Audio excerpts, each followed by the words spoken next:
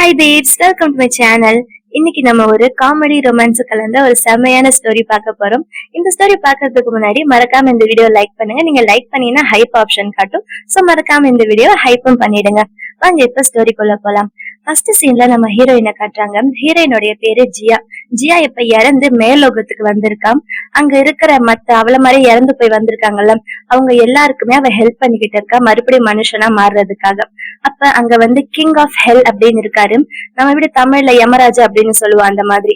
அவரும் அவர் கூட இருக்கிறவங்க எல்லாம், என்ன இந்த பொண்ணு இப்படி பண்ணிக்கிட்டு இருக்கா, இவ இப்படியே பண்ணிக்கிட்டு இருந்தா நம்ம வேலைக்கு ஆப்பு வச்சிருவா போலயே அப்படின்னு அந்த பொண்ணு கிட்ட போய் பேசுறாங்க. இந்த மாதிரி எல்லாம் பண்ணாதம்மா, உனக்கு என்ன வேணும்னு சொல்லி நாங்க பண்ணி தரோம் அப்படின்னு சொல்ல, அந்த பொண்ணு அவளுடைய பிளாஷ்பேக்க பத்தி சொல்றான். ஆக்சுவலா இப்ப அவ இறந்துதானே வந்திருக்கான். அவ உலகத்துல இருந்திருக்கும் போது அவளுக்கு கல்யாணம் ஆயிடுச்சு. அவ ஹஸ்பண்ட் வந்து ரொம்ப ஹார்ட் ஒர்க் பண்ணி எப்படியாச்சும் சக்சஸ்ஃபுல் ஆயிரணும், நல்ல பெரிய பணக்காரனாயி ஒய்ஃப நல்லா பாத்துக்கணும் அப்படின்னு ஆசைப்பட்டிருக்கான். அதுக்கேத்த மாதிரி இவளும் அவளுடைய ஹஸ்பண்டுக்கு முடிஞ்ச அளவுக்கு ஹெல்ப் பண்ணிக்கிட்டு இருந்திருக்கா. ஆனா அதே நேரத்துல இவளுக்கு ரொம்ப உடம்பு சரியில்லாம பெட்லயே படுத்துட்டு இருந்திருக்கான். ஆனா கடைசியில எப்படியோ அவளுடைய ஹஸ்பண்ட் ஏதோ பிசினஸ் பண்ணி ஒரு அடியா முன்னுக்கு வந்துட்டான் போல. அவனைத்தான் டிவில ஏதோ இன்டர்வியூ எடுத்துக்கிட்டு இருக்காங்க. அதை ரொம்ப ஹாப்பியா பாத்துக்கிட்டு இருக்கான். ஆனா அதே நேரம் இவளுக்கு ரொம்ப உடம்பு சரியில்லை, பெட்ல படுத்துக்கிட்டு இருக்கான். எப்படியோ நம்ம புருஷன் ஒரு வழியா சக்சஸ்ஃபுல் ஆயிட்டா அப்படின்னு சந்தோஷமா நினைச்சுக்கிட்டே அவளுக்கு உடம்பு சரியில்லை, மாத்திரை சாப்பிடறதுக்கு கையை எடுக்கிறான். ஆனா அவ கை தட்டி மாத்திரை கீழே விழுந்துடுது. ஆனா அந்த நேரத்துல அவ கண்டிப்பா மாத்திரை சாப்பிட்டாகணும் போல. அவளால அந்த மாத்திரையை குனிஞ்சு எடுக்க முடியல. அதனால அங்கேயே இறந்துடுறா. அதாவது அவளோட ஹஸ்பண்ட் என்னைக்கு ரொம்ப சக்சஸ்ஃபுல் ஆனானோ அன்னைக்கு அவ இறந்து போயிடுறான். இதுதான் அவளுக்கு நடந்த கதை. இப்ப அதெல்லாம் அவ யமராஜா கிட்ட சொல்லிக்கிட்டு இருக்கா. இதெல்லாம் கேட்ட அந்த யமராஜா, சரி இப்போ உனக்கு என்ன வேணும் சொல்லு, நீ மறுபடியும் உன்னோட ஹஸ்பண்ட் கிட்ட போகணுமா, சரி நான் ஹெல்ப் பண்றேன், அதுக்காக நீங்க இருக்கிற மத்த பேய்கள் எல்லாம் உசுப்பேத்தி விடாத அப்படின்னு சொல்ல, சரி சரி ஆமா நான் ஹஸ்பண்ட் கிட்ட போகணும் அப்படின்னு அவன் சொல்றான். ஆனா அதுல ஒரு சின்ன கண்டிஷன் இருக்கு. நீ பூலோகத்துக்கு போயிட்டினா அங்க போயிட்டு நீ யாரு, நீ எதுக்காக பூலோகத்துக்கு வந்திருக்க அப்படின்னு உன் ஹஸ்பண்ட் கிட்டயோ வேற யாருக்கிட்டயும் சொல்லக்கூடாது, இதுதான் உனக்கு கொடுக்குற ஒரே ஒரு கண்டிஷன் அப்படின்னு சொல்ல, அவள அதுக்கு ஓகேன்னு சொல்லிடுறான். உடனே அந்த யமராஜா ஏதோ மேஜிக் பண்ண அவ பூலோகத்துக்கு வந்துடுறான். அவ அங்க பூலோகத்துக்கு வந்ததுமே ஃபர்ஸ்ட் எங்க வரானா, அவளுடைய ஹஸ்பண்ட் இருக்கால, அவளுடைய பெரிய கம்பெனி அங்க இருக்குது, அதுக்கு வெளியில தான் நின்னுகிட்டு இருக்கா. அவளுக்கு செம்ம ஹாப்பி ஆயிடுது. அவளுடைய ஹஸ்பண்ட் பேரு வந்து ஷான். அந்த நேரம் தான் கரெக்டா அவளோட ஹஸ்பண்ட் ஆபீஸ்க்குள்ள போறான். அப்ப அவளோட ஹஸ்பண்ட பாக்குறதுக்கு அங்க நிறைய பொண்ணுங்க வெயிட் பண்ணிட்டு இருக்காங்க. ஏன்னா அவன் ரொம்ப அழகா இருப்பான். அது மட்டும் இல்ல ரொம்ப சக்சஸ்ஃபுல்லான ஆள் இல்ல. சோ எப்படியாச்சும் அவனை பாத்திர மாட்டோமா, அவனை கரெக்ட் பண்ணிட மாட்டோமா அப்படின்னு அங்க நிறைய பொண்ணுங்க வெயிட் பண்ணிட்டு இருக்காங்க. அப்ப அவளும் அங்க போறான். ஷான் உள்ள போயிடுறான். அப்ப அங்க இருக்கிற பொண்ணுங்க எல்லாம் பேசிக்கிறாங்க. அவனுடைய ஒய்ஃப் இறந்து போய் 5 வருஷம் ஆச்சு, இன்னும் யாருமே கல்யாணம் பண்ணிக்காம இப்படியே இருக்கானே அப்படின்னு ஒரு பொண்ணு சொல்ல, அப்ப இன்னொரு பொண்ணு சொல்றான், இல்லையே அவருக்கு கல்யாணம் ஆகி குழந்தை இருக்குன்னு சொல்லி நான் ரூமர்ஸ் கேள்விப்பட்டேனே அப்படின்னு சொல்ல, உடனே அதெல்லாம் எங்க ஜியா கேட்டுட்டுதான் இருக்கா. ஜியா போய், அதெல்லாம் கிடையாது, அவனுக்கு கல்யாணம் எல்லாம் ஆயிருக்காது, நான் தான் அவனோட பொண்டாட்டி அப்படின்னு சொல்ல, அங்க இருக்கிற பொண்ணுங்க எல்லாம் இவளை பார்த்து சிரிக்கிறாங்க. யாரு, நீ போய் ஷானுக்கு பொண்டாட்டியா அப்படின்னுட்டு சிரிச்சுட்டு அந்த பொண்ணுங்க எல்லாம் அங்க இருந்து போயிடுறாங்க. இவளுக்கு புரியல, எதுக்கு இந்த பொண்ணுங்களை நம்மள பார்த்து சிரிக்கிறாங்க அப்படின்னுட்டு அவளோட போனை எடுத்து பார்த்தா, அவ ஃபர்ஸ்ட் ஜியாவா இருக்கும்போது அவளோட உடம்பு இருந்துச்சுல்ல, அந்த உடம்புல இப்ப அவ இல்ல, வேற யாரோ ஒரு பொண்ணோட உடம்புலதான் இப்ப வந்திருக்கா. சோ இந்த இப்படி இருந்தா நம்ம ஹஸ்பண்ட் எப்படி நம்மள அடையாளம் கண்டுபிடிப்பான் அப்படின்னு அவளுக்கு ஒரே கன்ஃபியூஷன் ஆயிடுது. இப்ப என்ன பண்றது, அந்த யமராஜாவை என்ன பண்றேன் பாரு அப்படின்னு அவ கடுப்பா பேசிக்கிட்டு இருக்க. அப்ப அவளுக்கு ஒரு கால் வருது. யாரோ ஒரு அங்கிள் கால் பண்ணி, இன்னும் கொஞ்ச நேரத்துல உனக்கு இன்டர்வியூ வா அப்படின்னு கூப்பிடுறாங்க. எங்க இன்டர்வியூனா அவளோட ஹஸ்பண்டோட வீட்லயேதான். பரவாயில்ல, நமக்கு ஒரு சான்ஸ் கிடைச்சிருச்சு, எப்படியாச்சும் போய் நம்ம ஹஸ்பண்ட் கிட்ட பேச நம்ம ஹஸ்பண்டுக்கு நம்ம தான் அப்படின்னு தெரிஞ்சு போயிடும், அப்படியாச்சும் நம்ம ஹஸ்பண்ட் கிட்ட சேர்ந்துடலாம் அப்படின்னு ரொம்ப ஹாப்பியா போறான். அப்புறம் முக்கியமான ஒரு விஷயத்த சொல்ல மறந்துட்டேன். அந்த யமராஜா இவளை பூலோகத்துக்கு அனுப்பி வச்சது வெறும் ஒரே ஒரு மாசத்துக்காக தான். ஒரு மாசம் தான் அவ இங்க இருக்க முடியும், ரிட்டர்ன் போயிடணும். அப்புறம் ஜியா இன்டர்வியூக்காக ஷானோடைய வீட்டுக்கு முன்னாடி போய் நிக்கிறான். அப்ப அவரோட மனசுக்குள்ள, நம்ம இப்ப வீட்டுக்குள்ள போகும்போதும் எல்லாரும் நம்மள வரவேற்கிறதுக்கு ரெடியா இருப்பாங்க, நம்மளுடைய ஆளு வந்து நமக்கு புக்கே எல்லாம் கொடுப்பா அப்படின்னு ரொம்ப ஹாப்பியா எதிர்பார்த்துக்கிட்டு இருக்கான். அப்ப அந்த வீட்டு கதை ஓபன் பண்ணிட்டு ஒரு பொண்ணு வரா. அந்த பொண்ணோட பேரு லின்னு. அந்த பொண்ணை பார்த்ததுமே ஜியாக்கு ஒரே டிசப்பாயிண்ட் ஆயிடுது. ஏன்னா அந்த பொண்ணு கையில ஒரு ரிங் வேற போட்டிருக்கா. யார் இந்த பொண்ணு அப்படின்னு அவ பாத்துக்கிட்டு இருக்க. நீ தானே அந்த நானி வேலைக்கு இன்டர்வியூக்கு வந்தது, வா உள்ள அப்படின்னு கூப்பிடுறா. அப்புறம் உள்ள கூட்டிட்டு போயிட்டு, எனக்கு அந்த மாதிரி பொண்ணுங்கெல்லாம் நல்லா தெரியும், நீ எதுக்கு இங்க வந்திருப்பேன்னு எனக்கு தெரியும், எப்படியாச்சும் ஷானை கரெக்ட் பண்ணலாம்னு வந்திருப்பேன், அதெல்லாம் கண்டிப்பா நடக்காது, உன் வேலை என்னமோ அதை மட்டும் நீங்க பாக்கணும் அப்படின்னு அந்த லின் சொல்லிட்டு, சரி போய் நீ குக் பண்ணு அப்படின்னு கிச்சனுக்கு அனுப்பி வைக்கிறான். அங்க போய் பார்த்தா கிச்சன்ல எந்த இன்கிரீடியன்ட்டுமே இல்ல. இதை வச்சு நம்ம என்ன குக் பண்றது அப்படின்னு பாத்துக்கிட்டு இருக்கும்போது வெறும் ஒரே ஒரு நூடுல்ஸ் பாக்கெட் மட்டும் தான் இருக்குது. அப்ப ஷான் வீட்டுக்கு வந்துடுறான். அவனோட செக்ரட்டரி கூட இருக்கான். ஷானுக்கு திடீர்னு வயிறு வலிக்குது. அப்ப செக்ரட்டரி சொல்றான், பாத்தீங்களா சார், நீங்க இப்படி சாப்பிடாம இருந்தா இப்படிதான் வயிறு வலிக்கும். டாக்டர் சொல்லிருக்காருல, நீங்க கரெக்டான டைமுக்கு சாப்பிடணும் அப்படின்னு சொல்லிட்டு உள்ள கூட்டிட்டு வரான். ஜியா கிச்சன்ல குக் பண்ணிட்டு இருந்தவ ஷான் அங்க வந்ததுமே ஆச்சரியமா பாக்குறா. ஆனா ஷான் கூட செக்ரட்டரியா இருந்தவன் வேற யாரும் கிடையாது, யமராஜாவா இருந்தால அவன் தான். அவனை பார்த்துட்டு, நீயும் பூலோகத்துக்கு வந்துட்டியா, என்ன எதுக்கு வேற ஒரு பொண்ணோட விஷயத்துல அனுப்பி வச்ச அப்படின்னு அந்த யமராஜாவை லைட்டா அடிக்கிறா. ஆனா அந்த யமராஜாக்கு அதெல்லாம் தெரியாது போல. ஏன்னா அவனே இங்க வந்து ஆக்சுவலா மனுஷனா தான் இருக்கான் போல. சோ ஜியா கிட்ட, நீ என்ன உளறிக்கிட்டு இருக்க, சும்மா இரு அப்படின்னுட்டு ஷான் கிட்ட அவளை இன்ட்ரோடியூஸ் பண்ணி வைக்கிறான். இந்த பொண்ணு என்னோட ரொம்ப தூரத்து சொந்தம், ரொம்ப நல்லா வேலை செய்வா. நானிக்காகத்தான் நாங்க இப்ப இன்டர்வியூ கூப்பிட்டு வந்திருக்கேன். இவளை வேலைக்கு வச்சுட்டீங்கன்னா நல்லா வேலை செய்வா அப்படின்னு சொல்லி இன்ட்ரோடியூஸ் பண்ணி வைக்க அவளும் ஆமா அப்படின்ற மாதிரி சொல்றா. அப்ப கரெக்டா அந்த இடத்துக்கு லின் வந்துடுறான். வந்துட்டு ஹீரோட கைய பிடிச்சிட்டு, அதான் வேலை முடிஞ்சிச்சுல, வாங்க போலாம் அப்படின்னு உள்ள கூட்டிட்டு போறான். அத பார்த்து ஜியாக்கு செம்ம கடுப்பாகுது. என் கண்ணு முன்னாடி என் புருஷன் கைய பிடிச்சு கூட்டிட்டு போறியா அப்படின்னு செம்ம கடுப்பாகுறா. ஹீரோ அங்க இருந்து போனதுமே ஹீரோவுடைய கூட இருந்தாலும் அசிஸ்டன்ட் அவன் ஜியாவுடைய காலிலே விழுந்துடுறான். தயவு செஞ்சு பிளீஸ் இந்த வேலையை விட்டுட்டு போயிடாத, தயவு செஞ்சு இந்த வேலையை ஒத்துக்கும். ஏன்னா அவருக்கு ஒரு நல்ல நானிய பிடிக்கிறது என்னுடைய வேலை. அப்படி நல்ல நானி மட்டும் கிடைக்கல, என்ன வேலையை விட்டு தூக்கிடுவாரு பிளீஸ் அப்படின்னு கெஞ்சி கேக்குறான். ஆனா ஜியா அதுக்கு ஒத்துக்கிற மாதிரி இல்ல. வேணும்னா நான் உனக்கு சேலரியில எக்ஸ்ட்ரா 1 lakh வாங்கி தரேன் பிளீஸ் அப்படின்னு கெஞ்சம். அவளுக்கும் சரி என்ன பண்றது, நம்ம புருஷன் தான் நம்மள மறந்துட்டு வேற கல்யாணம் பண்ணிக்கிட்டான், நமக்கு நல்ல காசாச்சு கிடைக்குது, சரி இங்கேயே இருக்கலாம் அப்படின்னு அந்த கார்டை வாங்கிக்கிறான். அட்லீஸ்ட் இந்த சேலரிக்காக வச்சு நம்ம வேலை செய்யலாம் அப்படின்னு முடிவு பண்றான். ஹீரோ கைய பிடிச்சு லின்னு உள்ள கூட்டிட்டு போனால, ஆனா உள்ள போனதுமே ஹீரோவோட கைய விட சொல்றான். உனக்கு தெரியாதா, யாராச்சும் என் கைய பிடிச்சா எனக்கு பிடிக்காதுன்னு, எதுக்கு என் கைய பிடிச்சிட்டு என் கூட வர, நீ வெறும் என்னோட செக்ரட்டரி அவ்வளவுதான், என்ன நினைச்சிட்டு இருக்க மனசுல. ஏதோ உங்க அப்பா என்னோட கம்பெனில 1 billion இன்வெஸ்ட் பண்ணாரு. அப்பா அவரு சொன்ன ஒரு கண்டிஷன், உன்னை நான் செக்ரட்டரியா வச்சுக்கணும்னு. அதுக்காகத்தான் நான் உன்னை செக்ரட்டரியா வச்சிருக்கேன் தவிர மத்தபடி வேற எதுவும் கிடையாது. உன் வேலை என்னமோ அதை மட்டும் நீ பாரு அப்படின்னு ஹீரோ சொல்றான். அப்ப அங்க டேபிள்ல ஜியா அவனுக்காக சமைச்ச நூடுல்ஸ் வச்சிருக்குது. அந்த நூடுல்ஸ பார்த்ததுமே ஹீரோவுக்கு பழைய ஞாபகம் வருது. ஃபர்ஸ்ட் அவனும் ஜியாவும் கல்யாணம் ஆகி ஹாப்பியா இருந்தாங்கல்ல, அப்ப ஜியா இதே மாதிரி நூடுல்ஸ் பண்ணி அவனுக்காக வச்சிருப்பான். அந்த ஞாபகம் வர அதை எடுத்து அவன் சாப்பிட்டு பாக்குறான். டேஸ்டும் பார்த்தா கிட்டத்தட்ட அதே மாதிரிதான் இருக்குது. இது என்ன ஜியா செஞ்ச நூடுல்ஸ் மாதிரியே இருக்குது. அவன் ரொம்ப ஹாப்பியா சாப்பிட்டுக்கிட்டு இருக்கான். அங்க இருக்கிற வேலைக்காரங்க எல்லாம் ஆச்சரியமா பாக்குறாங்க. இவரு சாப்பிடவே மாட்டாரு, இவர் எப்படி சாதாரண இந்த நூடுல்ஸ் எடுத்து சாப்பிட்டுக்கிட்டு இருக்காரு, ரொம்ப ஆச்சரியமா இருக்கே, இதை யாரு செஞ்சா அப்படின்னு கேட்க ஜியா தான் செஞ்சா அப்படின்னு அவங்க எல்லாருமே சொல்றாங்க. அப்ப ஜியா எங்கன்னு பார்த்தா அவங்க வெளியில கார்டன்ல உட்கார்ந்து இருக்கான். அவரோட காலை அந்த யமராஜாவா இருப்பான்ல, அவன் காலை அமுக்கி விட்டுக்கிட்டு இருக்கான். அப்ப ஜியா கேக்குறான், எனக்கு இங்க என்ன வேலை அப்படின்னு சொல்ல, உனக்கு பெருசா எதுவும் வேலை இருக்காது, நீ நம்ம ஹீரோக்காக சமைக்கணும் அவ்வளவுதான் அப்படின்னு சொல்ல, வெறும் சமையல் வேலை தானா அப்படின்னா நான் ரொம்ப ஜாலியா இருப்பேனே, அது அவரோட ஒய்ஃபுக்கு ஒன்னும் பிரச்சனை இல்லையா அப்படின்னு கேட்க, ஒய்ஃபா, யார் அது ஒய்ஃப் அப்படின்னு கேட்க, அதான் அவரோட கைய புடிச்சிட்டு கூட போனாலே அப்படின்னு ஜியா சொல்ல, ஓ லின்னா, லின் அவரோட ஒய்ஃப் எல்லாம் கிடையாது, ஜஸ்ட் செக்ரட்டரி அவ்வளவுதான் அப்படின்னு சொல்ல, ஓ அப்படியா விஷயம் அப்படின்னு ஜியாவுக்கும் ஹாப்பி ஆயிடுது. அப்ப அந்த வழியா அவங்களோட டாக், அதாவது ஹீரோவுடைய டாக ஒரு வேலைக்கார பொண்ணு அங்க வாக்கிங் கூட்டிட்டு வர, அந்த டாக் கரெக்டா ஜியாவை பார்த்ததுமே அடையாளம் கண்டுபிடிச்சிடுது. ஜியாவும் அந்த டாக் கிட்ட ரொம்ப ஹாப்பியா பழகிட்டு இருக்கா, அதை புடிச்சு கொஞ்சிக்கிட்டு இருக்கா. அப்ப அந்த வழியா ஹீரோ வர, அவ கைய பிடிச்சு, யாரு நீ, உனக்கு எப்படி என்னோட டாகோட பேர் தெரியும் அப்படின்னு சொல்ல, அப்ப அவங்க 2 பேருக்குமே பழைய ஞாபகம் வருது. அவங்க மேரேஜ்க்கு அப்புறம் எப்படி ஹாப்பியா இருந்தாங்க, அந்த நாய்க்கு பேர் வச்சது அதெல்லாம் ஞாபகத்துக்கு வருது. ஆனா இப்ப இருந்தாலும் ஹீரோ அதை பெருசா எடுத்துக்கல. அந்த நாயோட பேரு எப்படி கரெக்டா கெஸ் பண்ணா அப்படின்றதுதான் அவருக்கு பெரிய விஷயமா தெரியல.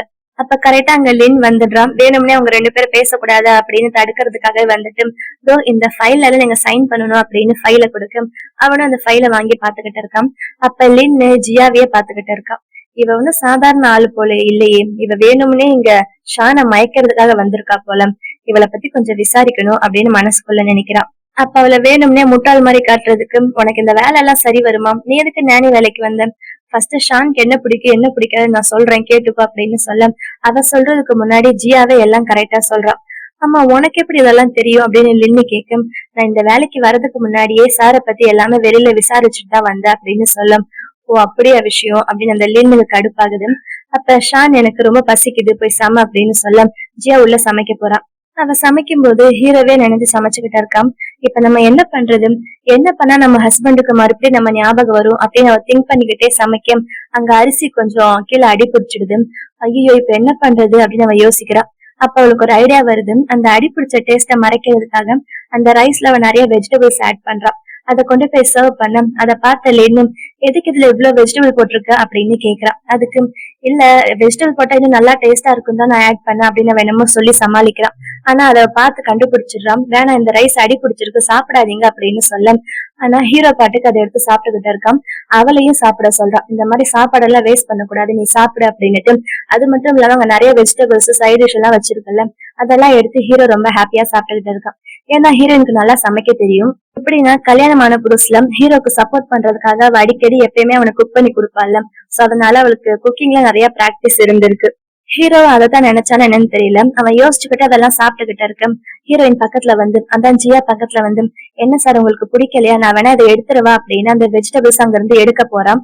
இல்ல இல்ல வேண்டாவா, எனக்கு பிடிச்சிருக்குது, எல்லாமே என் டேஸ்டுக்கு ஏத்த மாதிரிதான் இருக்குது அப்படின்னு சொல்ல, உங்களுக்கு டேஸ்ட் தெரியுதா, உங்களுக்கு டேஸ்ட் தெரியாது அப்படின்னு லின்னு சொல்ல, இல்ல எனக்கு இந்த டேஸ்ட் தெரியுது அப்படின்னு ஹீரோ சொல்றான். அதை கேட்டதுமே ஜியாக்கு ஆச்சரியமா இருக்குது. என்ன இவனுக்கு டேஸ்ட் தெரியாது, ஒருவேளை ஷானுக்கு ஏதாச்சும் உடம்பு சரியில்லையா அப்படின்னு அவ திங்க் பண்ணிக்கிட்டு இருக்கா. அப்ப லின் வேணும்னு குறுக்குல பேசுறது ஷானுக்கு கடுப்பாகுது. உன் வேலை முடிஞ்சிருச்சுல, நீ உன் வீட்டுக்கு கிளம்பு அப்படின்னு அவளை வீட்டுக்கு அனுப்பி வச்சிடுறான். அப்புறம் ஜியா ஹீரோ பக்கத்துல வந்து, உங்களுக்கு சாப்பாடு பிடிச்சிருந்தா உங்களோட வீட்டு சாப்பாடு டேஸ்ட்ல இருந்துச்சா அப்படின்னு கேட்க, அதுக்கு ஹீரோ இல்லன்னு சொல்லிடுறான். என்னடா அவன் இல்லன்னு சொல்லிட்டானே அப்படின்னு அவளுக்கு டவுட்டா இருக்கு. அடுத்த சீன்ல அவ சோஃபால படுத்துட்டு ஃபேஸ் மாஸ்க் போட்டுட்டு யோசிச்சுக்கிட்டு இருக்கான். இப்ப நம்ம ஃபேஸும் பழைய மாதிரி இல்ல, இப்ப நம்ம என்ன பண்ண நம்ம புருஷனுக்கு நம்ம தான் அப்படின்னு தெரியும் அப்படின்னு அவ யோசிச்சு பாக்குறான். அப்ப அவளுக்கு பழைய ஞாபகம் வருது. அப்ப அவங்க 2 பேரும் மேரிட் ஆகி ஹாப்பியா இருக்கும்போது, உன்னோட கிஸ்ஸ நான் எப்பயுமே மறக்க மாட்டேன் அப்படின்னு அவங்களோட கிஸ்ஸ பத்தி அவன் ஃபர்ஸ்ட் சொல்லியிருப்பான். அப்படின்னா இப்ப நம்ம ஹீரோவை கிஸ் பண்ணா நம்ம ஹீரோக்காக நம்மளோட ஹஸ்பண்டுக்கு நம்ம ஞாபகம் வந்துருமோ அப்படின்னு அவ அதை பத்தி திங்க் பண்ணிக்கிட்ட வாயில பேசிட்டு இருக்கா போல. அப்ப கரெக்டா அங்க ஹீரோ வந்துடுறான். இப்ப நீ யார கிஸ் பண்றத பத்தி பேசிக்கிட்டு இருக்க அப்படின்னு சொல்ல, ஐயோ அப்படின்னு அவ பயந்துட்டு எந்திரிக்கிறான். முகத்துல இருக்க மாஸ்கே எடுத்துடுறான். அப்ப ஹீரோ அவ பக்கத்துல வந்து அவளோட இடுப்புல கை வைக்க, இவளும் நம்மள கிஸ் பண்ணத்தான் போறான் அப்படின்னு ரொம்ப ஹாப்பியா கிஸ் பண்றதுக்கு ரெடியா இருக்கான்.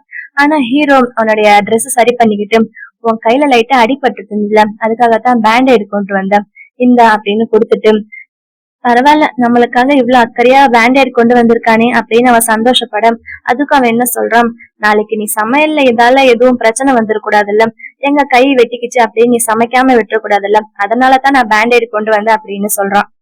அதை கேட்ட ஜியாவுக்கு கடுப்பா இருக்குது. சே, இவனுக்கு வெறும் சாப்பாடுதான் பிரச்சனை போல அப்படின்னு மனசுக்குள்ள நினைக்கிறான்.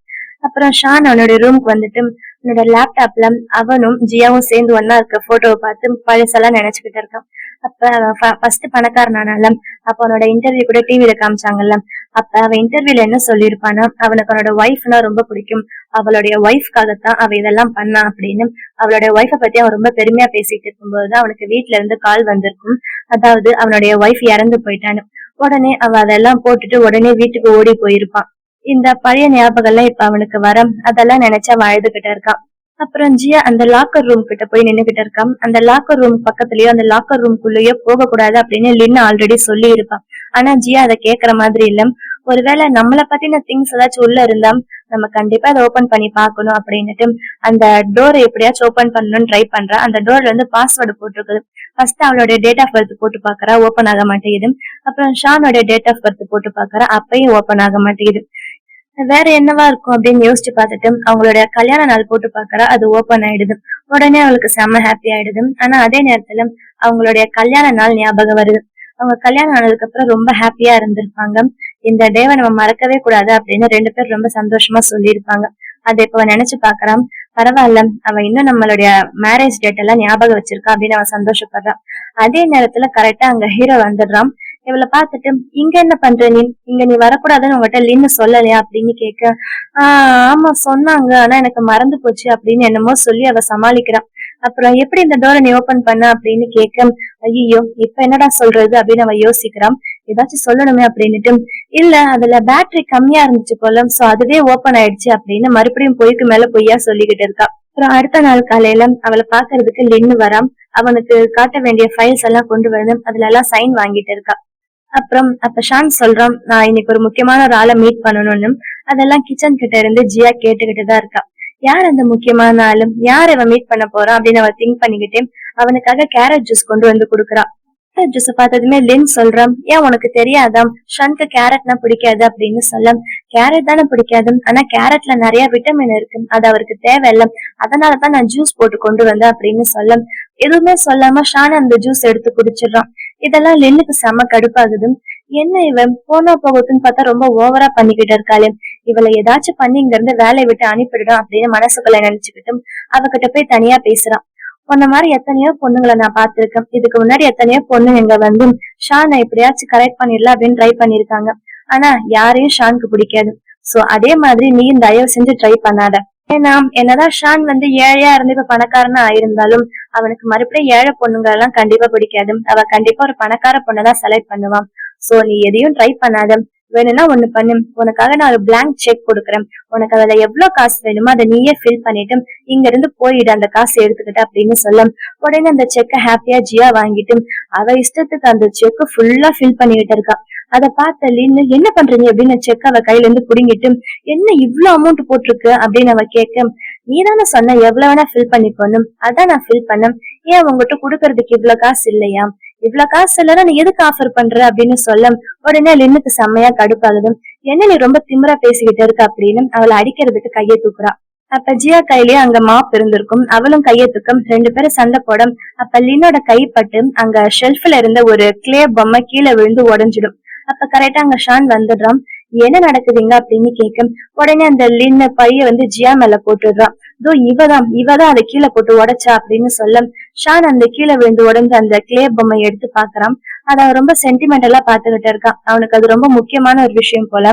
அந்த லின்ன இங்க இருந்து நீ வெளியில போ அப்படின்னு அனுப்பிடுறான். லின் அங்க இருந்து போனதுக்கு அப்புறம் ஜியா ஷானையே பாத்துக்கிட்டு இருக்கான். ஜியாக்கு ஞாபகம் வருது, அந்த கிளே பொம்மை வந்து ஜியாவும் ஷானும் ஒன்னா சேர்ந்து பண்ணதுதான்.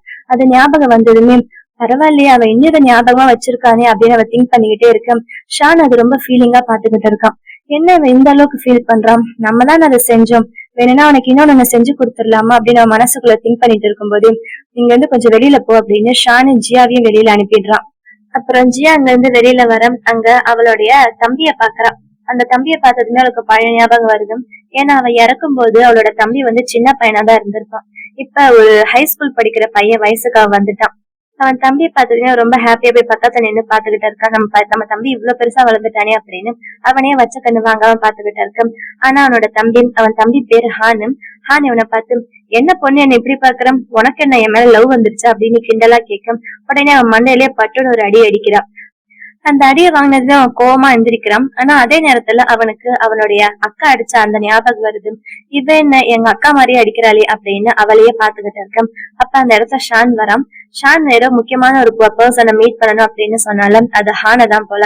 ஹான் அவன்கிட்ட என்னமோ கேட்க, ஷான் வந்து அவனுடைய கோட்ல இருந்து எடுத்து ஒரு என்வலப் கொடுக்கறான். அதுக்குள்ள 1 lakh இருக்கு அப்படின்னு சொல்றான். அத ஹான்க்கு பாக்கெட் மணியா வச்சுக்க சொல்றான். அத பார்த்ததுமே இவ ரொம்ப ஷாக் ஆகுறான்.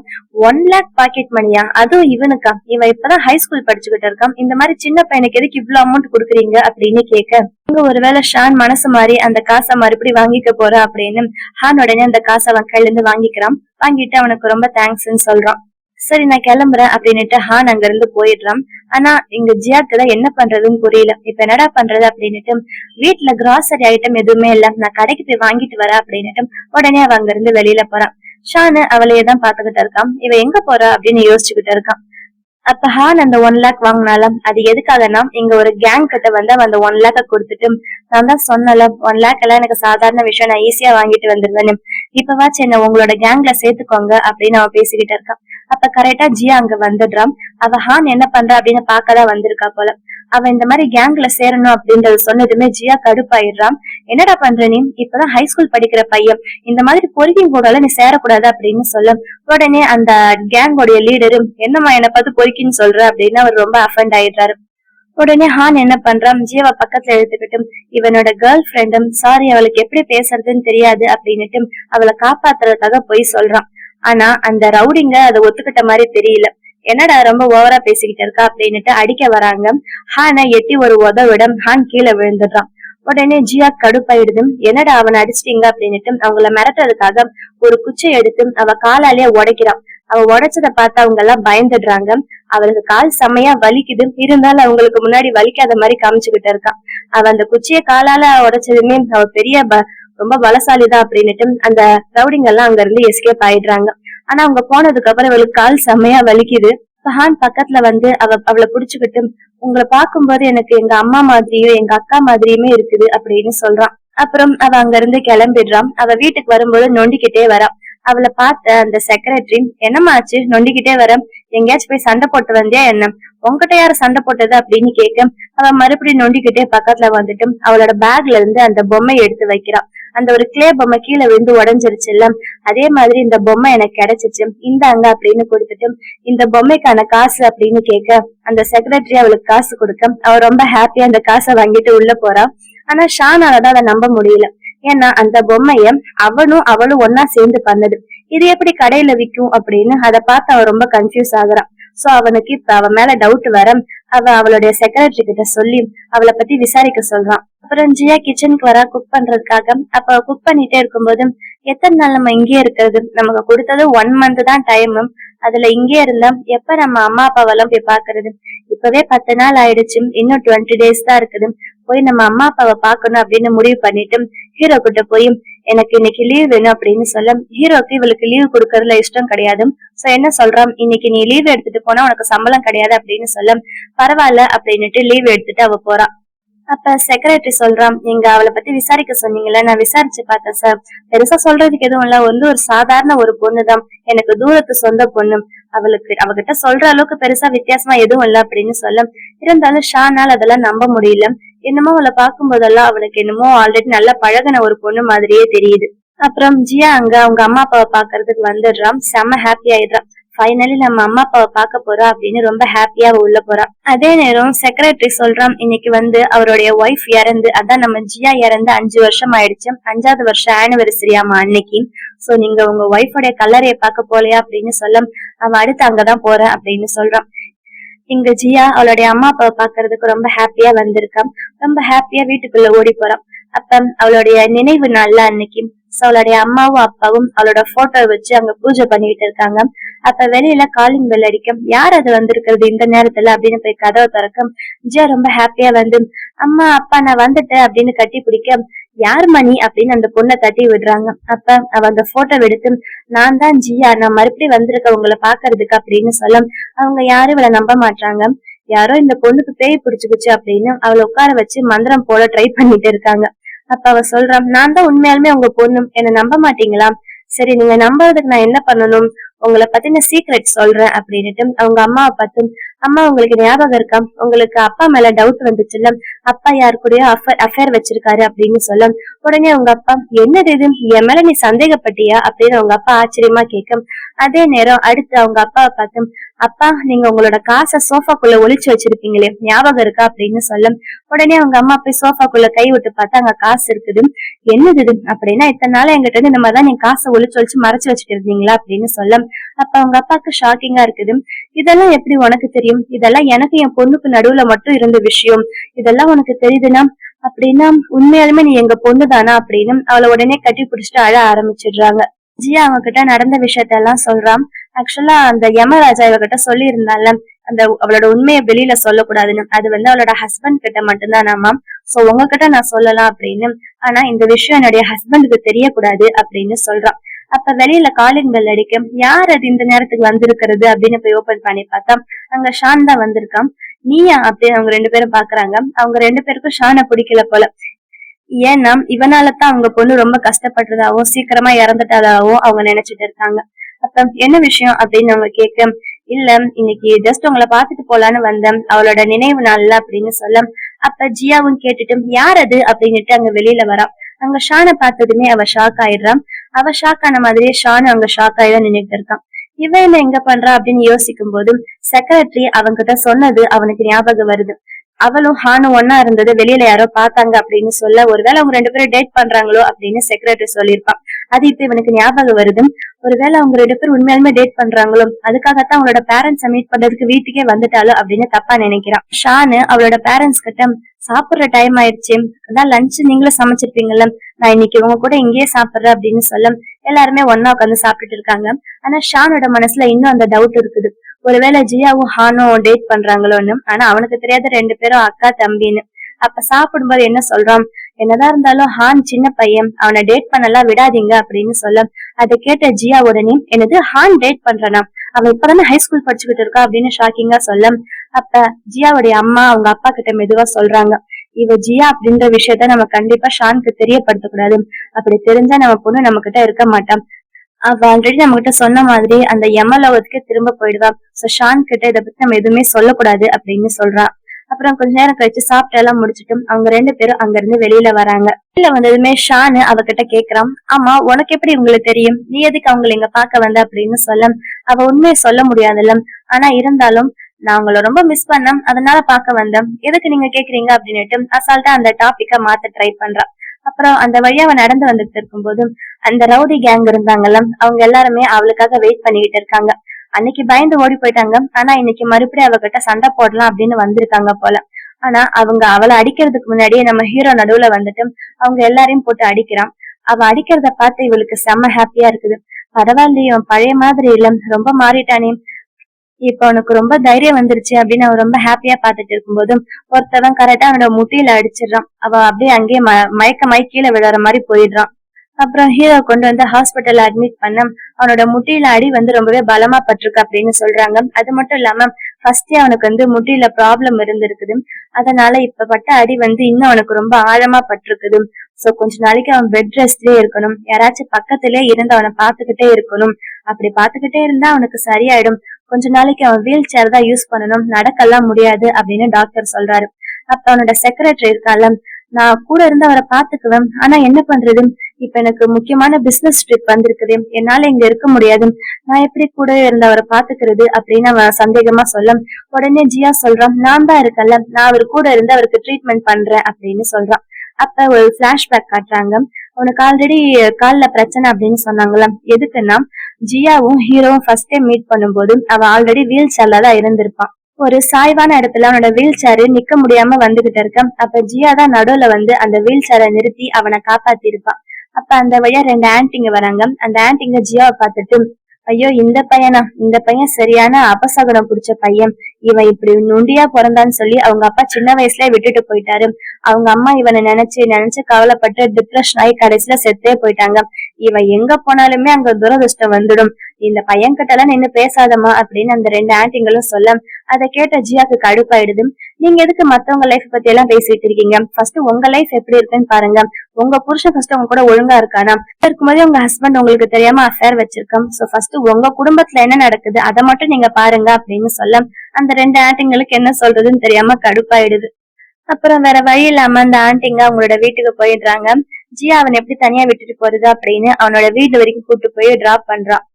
அப்புறம் கொஞ்ச நாள் கழிச்சு ஜியா மறுபடியும் ஷானை பாக்குறதுக்கு வரான். வந்துட்டு எனக்கு நீடில் ட்ரீட்மெண்ட் தெரியும், அந்த நீடில் ட்ரீட்மெண்ட் பண்ணா உன் கால் சரியாயிடும், நீ மறுபடியும் நடக்கலாம் அப்படின்னு சொல்ல, ஆனா ஷான் அதுக்கு ஒத்துக்க மாட்டான்.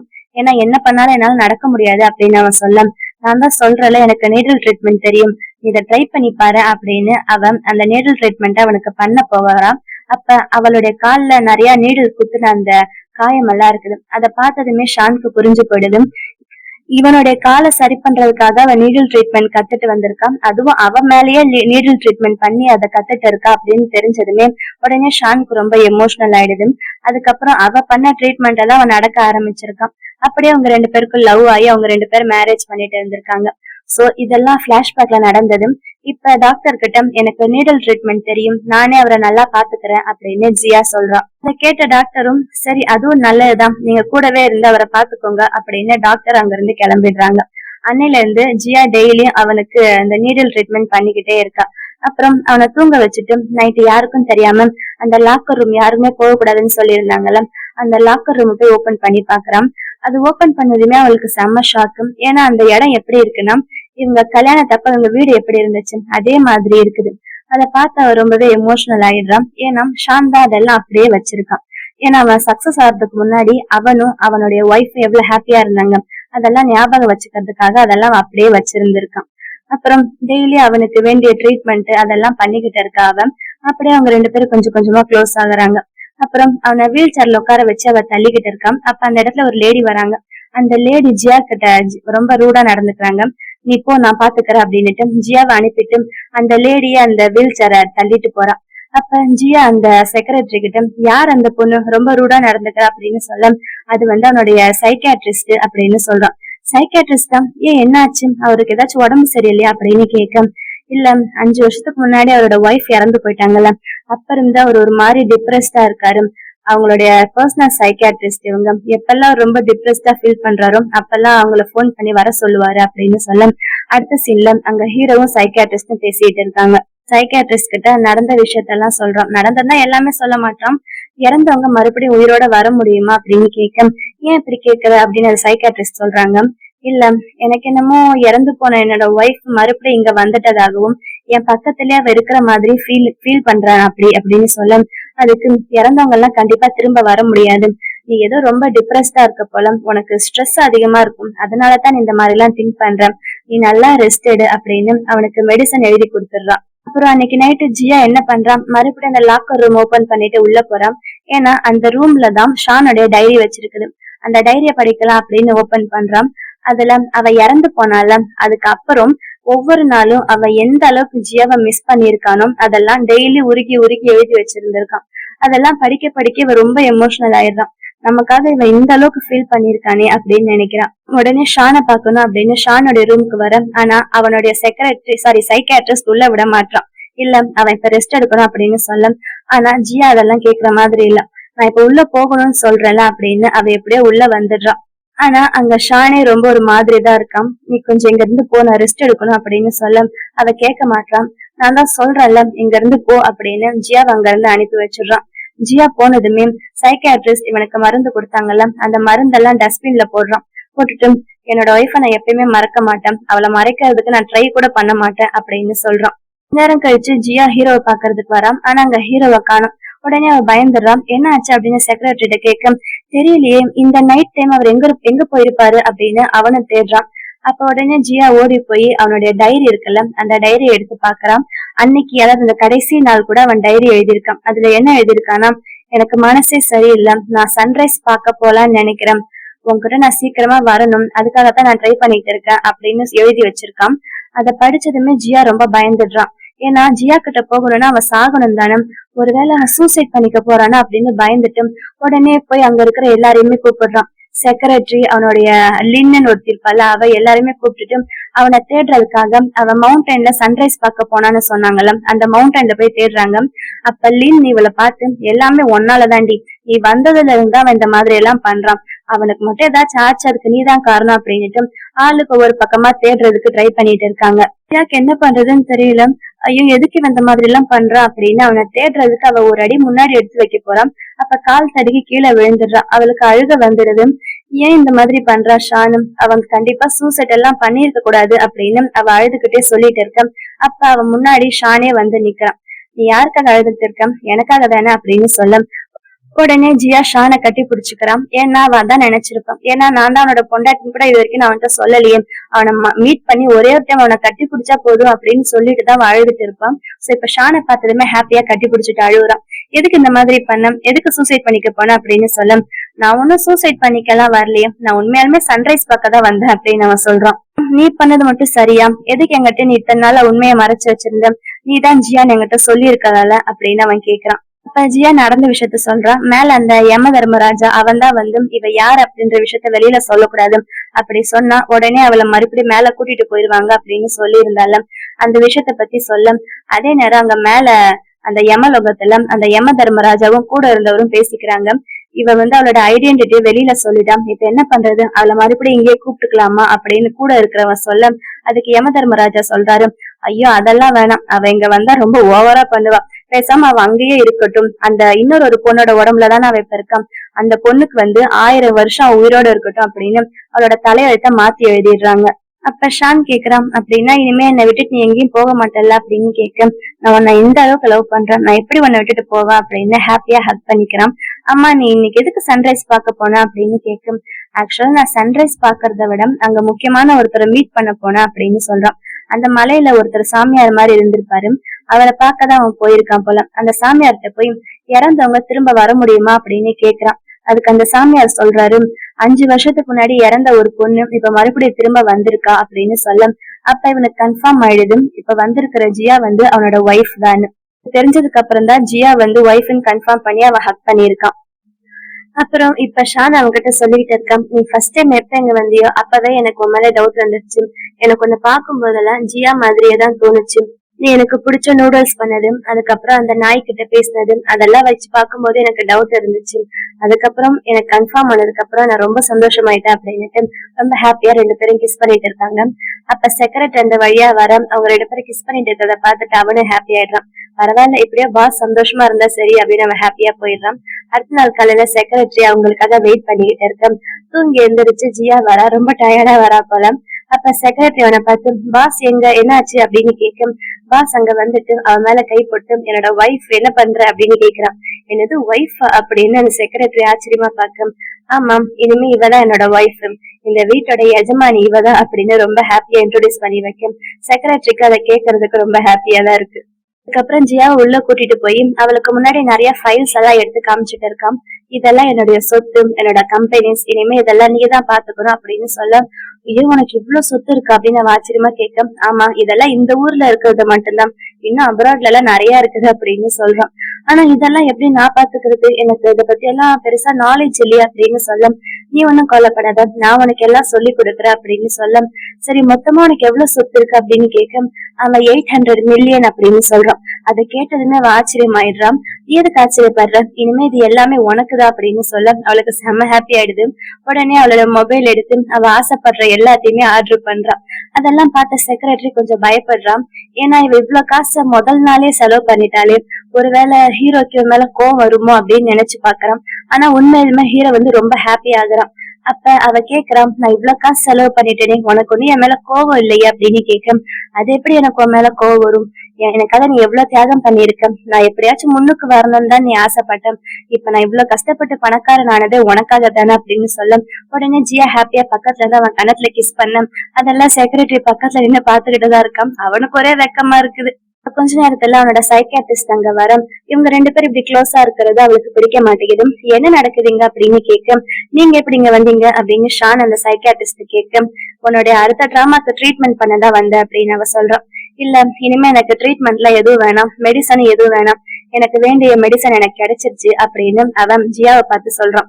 என்ன சொல்ற நீ அப்படின்னு அவ தெரியாம கேட்க, இனிமே ஜியா தான் எனக்கு எல்லாமே, இனிமே எனக்கு எந்த ட்ரீட்மெண்ட்டும் வேணாம் அப்படின்னுட்டு அந்த சைக்கியாட்ரிஸ்ட் அங்க இருந்து அனுப்பி வச்சிடுறான். சைக்கியாட்ரிஸ்ட்க்கு செம்ம கடுப்பாகுது, இவனை ஏமாத்துறா அப்படின்னு சொல்ல, ஆனா ஷானு செக்ரட்டரி வச்சு அவளை வெளியில அனுப்பிடுறான்.